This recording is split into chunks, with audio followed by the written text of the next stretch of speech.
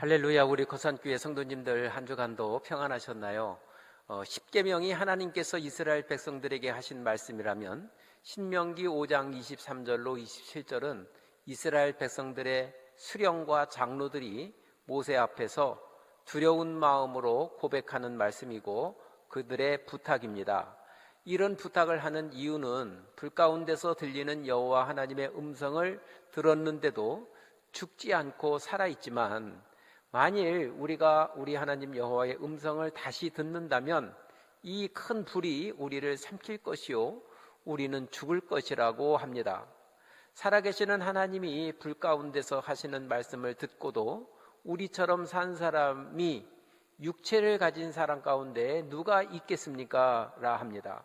불 가운데 들린 음성, 구름 가운데 흑암 가운데서 들린 음성, 캄캄한 가운데서 나오는 소리는 하나님의 영광과 거룩함을 나타내고 있었고 그 현상을 보고 그 음성을 들은 백성들은 두려움에 떨고 있었습니다. 하나님의 위엄과 거룩하신 임재 앞에 백성들은 자신의 죄된 모습과 부정함을 깨달았을 것입니다. 이와 관련된 말씀을 출애굽기에서는 이렇게 말씀하셨습니다. 나 여호와가 온 백성의 목전에서 시내산에 강림할 것임이니 너는 백성을 위하여 주위의 경계를 정하고 이르기를 너희는 삼가 산에 오르거나 그 경계를 침범하지 말지니 산을 침범하는 자는 반드시 죽임을 당할 것이라. 백성들은 감히 하나님의 음성을 듣는 것조차도 그저 두려울 뿐입니다. 그렇다면 하나님의 음성을 어떻게 들어야 합니까? 그들은 모세가 하나님의 말씀을 다 듣고 우리에게 전해달라 합니다. 그러면 우리가 듣고 행하겠다 합니다.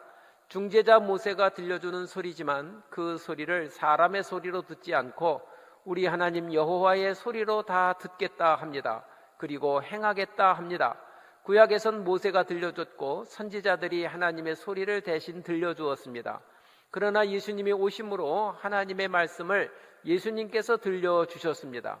예수님의 제자 빌립은 예수님께 하나님을 보여달라 합니다.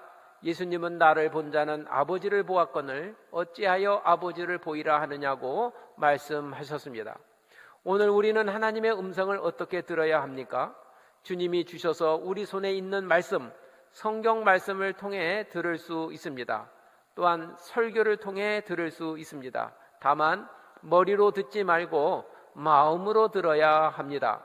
머리로만 들으면 계산하고 따지고 판단하려 합니다. 그러나 하나님이 하시는 말씀으로 마음에 들으면 물을 것도 따질 것도 없고 다만 순종할 뿐입니다. 동시에 지성으로 듣지 말고 간절함으로 들어야 합니다. 사랑하시는 거산교회 성도 여러분, 여러분은 선포되는 말씀 앞에서 하나님의 말씀으로 듣고 순종하여 복을 받는 성도들이 되시기를 주님의 이름으로 축원합니다. 감사합니다.